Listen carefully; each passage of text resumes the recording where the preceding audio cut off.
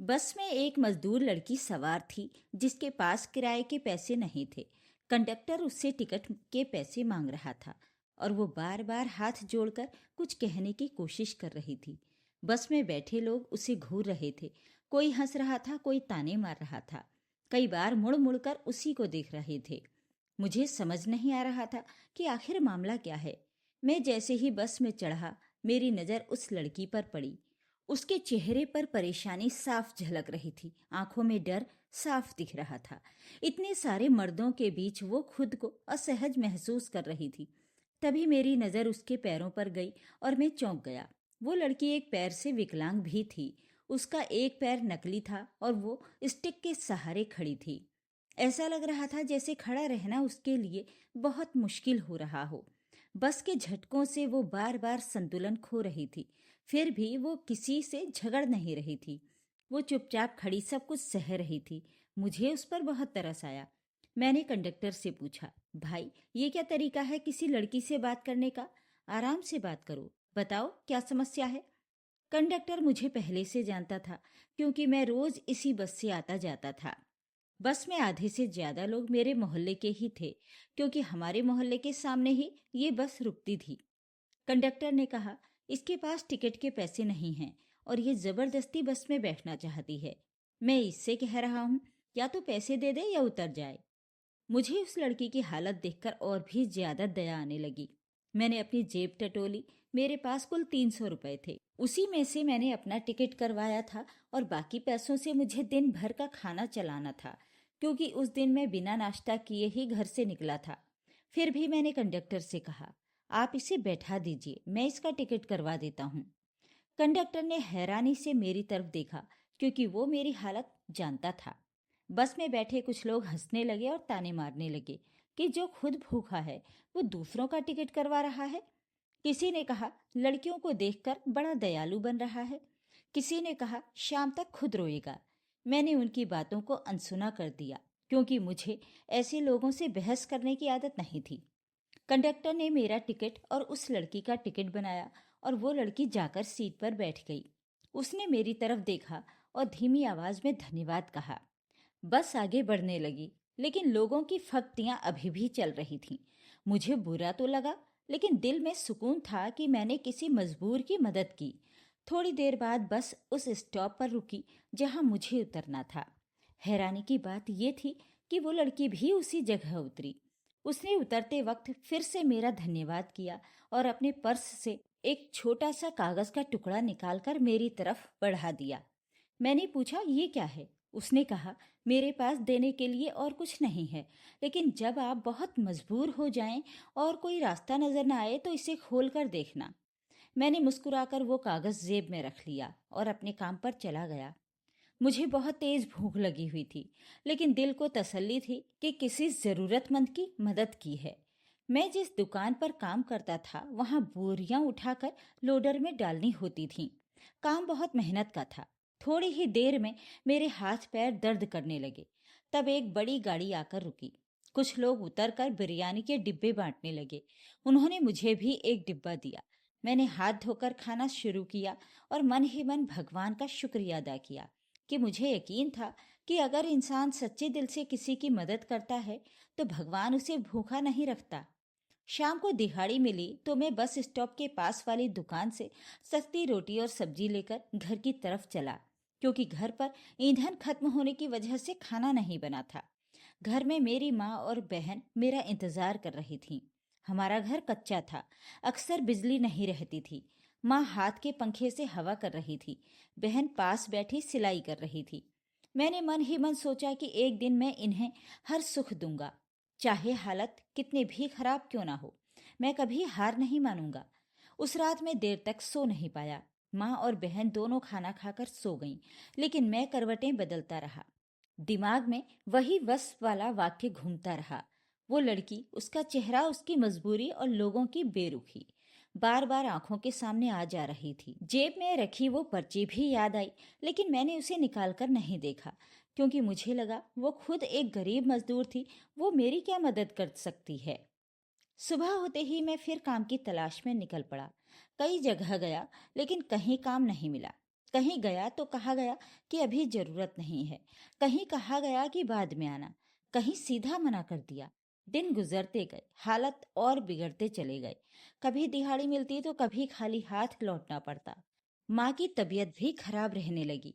बहन के सिलाई के काम से जो थोड़ा बहुत पैसा आता, उसी से घर का खर्चा चलता। कई बार ऐसा भी हुआ कि दिन में सिर्फ एक वक्त का खाना बन पाया। मैं अपनी भूख दबा लेता, लेकिन माँ और बहन को भूखा नहीं देख सकता था। मेरा शरीर भी कमजोर होता जा रहा था। लगातार बोझ उठाने की वजह से पेट और कमर में दर्द रहने लगा था। फिर भी मजबूरी में काम करता रहा। एक दिन दुकान पर ज्यादा वजन उठाते समय अचानक पेट में तेज दर्द उठा। ऐसा लगा जैसे अंदर कुछ टूट गया हो। मैं वहीं बैठ गया। मालिक को गुस्सा आ गया। उसने कहा, अगर काम नहीं कर सकते तो यहाँ क्यों आए हो?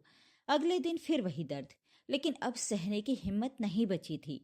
कुछ दिनों बाद मालिक ने साफ कह दिया कि अब तुमसे काम नहीं होगा, और मुझे निकाल दिया गया। उस दिन मैं खाली हाथ घर लौटा। माँ ने मेरे चेहरे से ही समझ लिया कि कुछ ठीक नहीं है। बहन चुपचाप बैठी रही। किसी ने कुछ नहीं कहा, लेकिन घर की खामोशी बहुत भारी लग रही थी। अगले कई हफ्ते काम की तलाश में मैं दर दर भटकता रहा, लेकिन कहीं भी टिकने लायक काम नहीं मिला। डिग्री होने के बाद भी मजदूरी के अलावा कोई रास्ता नहीं दिख रहा था। मैं खुद से सवाल करने लगा कि पढ़ाई का क्या फायदा जो पेट भरने के लिए भी संघर्ष करना पड़े। दर्द अब सिर्फ शरीर में नहीं रहा, बल्कि हौसले भी टूटने लगे थे। एक दिन माँ को तेज बुखार हो गया। दवा लेने के पैसे भी नहीं थे। बहन रो रही थी और मैं खुद को बेबस महसूस कर रहा था। पहली बार मेरी आंखों से आंसू निकले। मैंने ऊपर आसमान की तरफ देखा और पूछा कि आखिर मेरी परीक्षा कब खत्म होगी। तीसरे दिन जब हालात बिल्कुल काबू से बाहर हो गए, तो अलमारी के पास बैठा अपनी पुरानी फाइलें देखने लगा। वही फाइल जिसमें मेरी डिग्रियां रखी थीं। उसी फाइल को देखते समय अचानक एक पीला सा कागज नीचे गिरा। मैंने उसे उठाया तो दिल जोर से धड़कने लगा। वही बस वाली लड़की की दी हुई पर्ची। इतने महीनों बाद मुझे उसकी याद आई कि जब बहुत मजबूर हो जाऊं तब इसे खोलना। मैंने बिना देर किए वो पर्ची खोली। उस पर एक पता और एक नाम लिखा था। मुझे नहीं पता था वहाँ क्या मिलेगा, लेकिन अब खोने के लिए कुछ भी नहीं बचा था। मैंने फटे जूते पहने और दर्द से जूझते हुए उस पते की तरफ निकल पड़ा। मैं उस पते की तरफ बढ़ता चला जा रहा था। शरीर में दर्द था, पेट में जलन थी, लेकिन मन में एक अजीब सी उम्मीद जाग रही थी। रास्ता बिल्कुल अनजान था। ये शहर का वो इलाका था जहाँ मैं पहले कभी नहीं आया था। यहाँ की सड़कें चौड़ी थीं, दोनों तरफ बड़े बड़े घर थे, ऊंची दीवारें, चमकदार गेट और हर तरफ हरियाली। मुझे लग रहा था जैसे मैं किसी दूसरी दुनिया में आ गया हूँ। मेरा फटा हुआ जूता और मैले कपड़े इस माहौल में मुझे और भी छोटा महसूस करा रहे थे। लेकिन अब वापस लौटने का कोई मतलब नहीं था। कुछ देर चलने के बाद मैं एक बहुत बड़े गेट के सामने पहुंचा। गेट पर लगी तख्ती पर वही पता लिखा था जो पर्ची पर था। मेरा दिल जोर जोर से धड़कने लगा। मैं सोचने लगा, क्या सच में ये यही सही जगह है? मैंने हिम्मत करके घंटी बजाई। थोड़ी देर बाद गेट खुला और एक गार्ड बाहर आया। उसने मुझे ऊपर से नीचे तक देखा। मैंने कांपते हाथों से वो पर्ची उसे दिखाई। गार्ड ने पर्ची देखी, फिर मुझे देखा और बिना कुछ कहे अंदर चलने का इशारा किया। जैसे ही मैं अंदर गया, मेरी आंखें खुली की खुली रह गईं। सामने हरा भरा बगीचा था। रंग बिरंगे फूलों की खुशबू हवा में फैली हुई थी। इतना बड़ा बंगला मैंने पहले कभी नहीं देखा था। मुझे एक बड़े से हॉल में बिठाया गया, जहाँ बड़े बड़े सोफे और झूमर लगे थे। मैं वहाँ बैठा खुद को बहुत अजीब महसूस कर रहा था। मेरे जैसे गरीब आदमी को ये सब कुछ सपनों जैसा लग रहा था। कुछ देर बाद सीढ़ियों से व्हील चेयर की आवाज आई। मैंने ऊपर देखा तो एक लड़की व्हील चेयर पर बैठी नीचे आ रही थी। जैसे जैसे वो पास आ रही थी, मेरा दिल और तेज धड़कने लगा। जब वो सामने आई तो मैं सन्न रह गया। ये वही लड़की थी, वही चेहरा, वही आंखें। लेकिन अब उसके चेहरे पर मजबूरी नहीं, बल्कि आत्मविश्वास था। उसने मुझे देखते ही हल्की सी मुस्कान दी और कहा, मैं जानती थी तुम एक दिन जरूर आओगे। मैं अपनी जगह से खड़ा हो गया और कुछ बोल नहीं पाया। मेरे गले में जैसे शब्द अटक गए थे। उसने खुद ही कहा, तुम मुझे पहचान गए हो ना? मैं वही हूँ जो उस दिन बस में मिली थी। मेरा नाम अवंतिका है। मैंने हाँ में सिर हिलाया और कहा, लेकिन आप यहाँ हो और ये सब?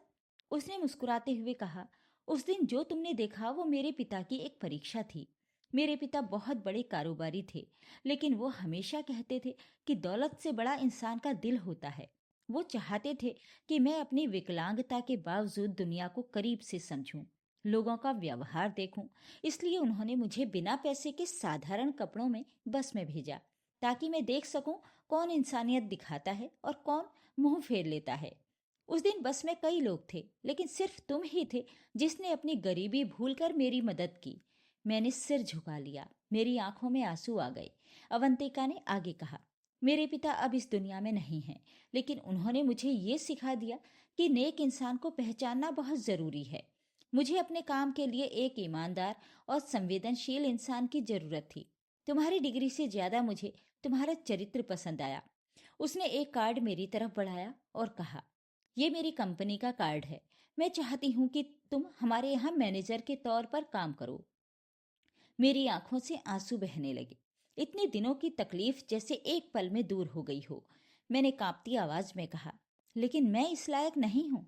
उसने कहा, तुम बिल्कुल इस लायक हो, क्योंकि जिसने भूखा रहकर किसी भूखे की मदद की हो वो कभी गलत नहीं हो सकता। उसी समय उसने अपने स्टाफ को बुलाया और मेरी माँ के इलाज और घर के राशन का इंतजाम करने को कहा। उस समय मुझे लगा जैसे भगवान खुद मेरे सामने खड़ा होकर मेरी पीठ थपथपा रहा हो। अवंतिका के शब्द सुनकर मैं कुछ देर तक कुछ बोल ही नहीं पाया। इतने सालों की थकान, डर और पीड़ा एक साथ आंखों से बहने लगी। मैंने कभी सपने में भी नहीं सोचा था कि मेरी जिंदगी इस तरह बदलेगी। मैं बार बार यही सोचता रहा कि उस दिन बस में अगर मैं भी बाकी लोगों की तरह नजर फेर लेता तो आज मेरी हालत क्या होती। अवंतिका ने मुझे पानी दिया और कहा, घबराइए नहीं, अब सब ठीक हो जाएगा। उसने बहुत सादगी से लेकिन पूरे विश्वास के साथ ये बात कही, जैसे उसे खुद पर नहीं बल्कि ऊपर वाले पर पूरा भरोसा हो। मैंने उसे अपने और अपनी माँ और बहन के बारे में बताया। माँ की बीमारी और घर की हालत उसे बताई तो उसकी आंखें नम हो गईं। उसने तुरंत फोन किया और डॉक्टर और दवाइयों का पूरा इंतजाम करने को कहा। फिर उसने मुझसे कहा, आज से आप हमारे परिवार का हिस्सा हैं। ये शब्द मेरे लिए किसी दौलत से कम नहीं थे। उस दिन मुझे गाड़ी से घर भेजा गया। जब मैं अपने मोहल्ले में उस गाड़ी से उतरा था तो पड़ोसी हैरानी से देखने लगे। वही लोग जो कभी मेरी गरीबी का मजाक उड़ाया करते थे, आज चुपचाप मुझे देख रहे थे। मैं सीधे घर के अंदर गया। माँ बिस्तर पर कमजोर हालत में लेटी थी। बहन उनके पास बैठी थी। डॉक्टर और दवाई आए देखकर माँ की आंखों में आंसू आ गए। उन्होंने मेरे सर पर हाथ रखा और कहा, बेटा, भगवान ने तुझे खाली हाथ नहीं लौटाया। उस रात पहली बार हमारे घर में सबको चैन की नींद आई। अगले दिन मैं अवंतिका की कंपनी पहुंचा।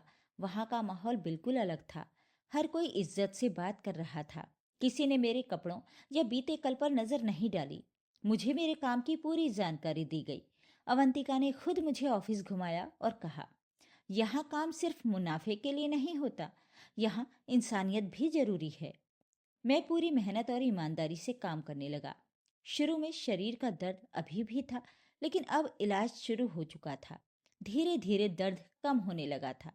हर दिन जब मैं ऑफिस जाता तो मन में शुक्रिया होता। एक छोटी सी मदद ने मेरी जिंदगी बदल दी। कुछ महीनों में ही हालत पूरी तरह बदल गई।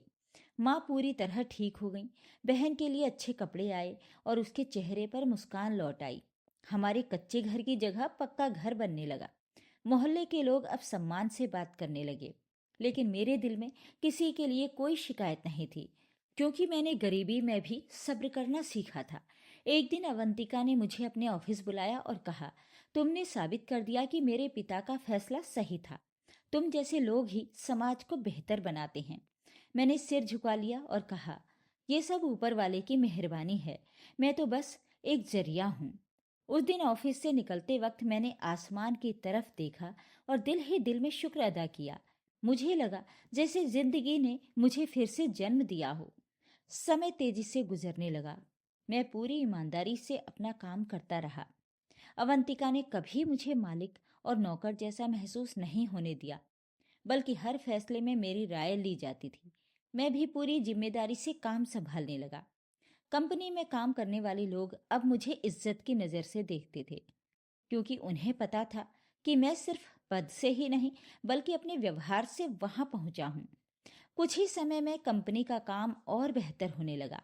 नए लोग जुड़े, पुराने कर्मचारियों की हालत भी सुधरने लगी। घर पर माँ पूरी तरह स्वस्थ हो चुकी थी। बहन की सिलाई के काम को भी बढ़ावा मिला। उसने बुटीक खोल लिया और उसके हुनर की तारीफ होने लगी। और सबसे बड़ी बात, घर में सुकून लौट आया। एक दिन मैं उसी बस स्टॉप पर खड़ा था जहां सालों पहले वो घटना हुई थी। वही बस, वही कंडक्टर और कुछ जाने पहचाने चेहरे भी दिखे। कंडक्टर ने मुझे पहचाना और मुस्कुराते हुए कहा, आजकल बड़े आदमी हो गए हो। मैंने मुस्कुराकर जवाब दिया, इंसान वही है, बस हालात बदल गए हैं। मैंने उस दिन बस में बैठे उन लोगों को याद किया जो मुझ पर हंस रहे थे, लेकिन मेरे मन में उनके लिए कोई कड़वाहट नहीं थी, क्योंकि अगर उस दिन वे न हंसते तो शायद मेरी नेकी इतनी मजबूत न होती। आज मैं पीछे मुड़कर देखता हूँ तो समझ आता है कि जिंदगी हमें हर मोड़ पर परखती है। छोटी सी मदद कभी कभी बहुत बड़ा रास्ता खोल देती है। मैंने उस दिन सिर्फ एक टिकट नहीं करवाया था, बल्कि अपने भविष्य का दरवाजा खोल दिया था। अगर इंसान सच्चे दिल से किसी मजबूर की मदद करता है तो ऊपर वाला उसे ऐसे रास्ते से रोजी देता है जिसकी उसने कभी कल्पना भी नहीं की होती। इसलिए कभी किसी को छोटा मत समझो और कभी मदद करने से पीछे मत हटो। हो सकता है वही काम आपकी पूरी जिंदगी बदल दे। तो ये थी आज की कहानी। आपको ये कहानी कैसी लगी कमेंट बॉक्स में जरूर लिखें। वीडियो को लाइक और शेयर जरूर करें और मेरे चैनल को सब्सक्राइब भी जरूर कर लीजिएगा। धन्यवाद।